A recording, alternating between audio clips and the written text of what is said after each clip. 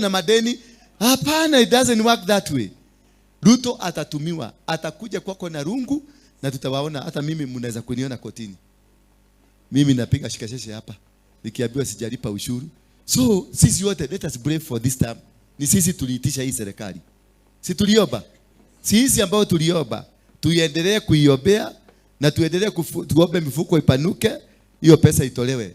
Within 1 year atalipa hiyo madeni. Kenya itarudi sawa. Na tutakuwa tumetoa Kenya from the mikono ya watu wa Freemason. Umeelewa? Because they are the one who running the economy.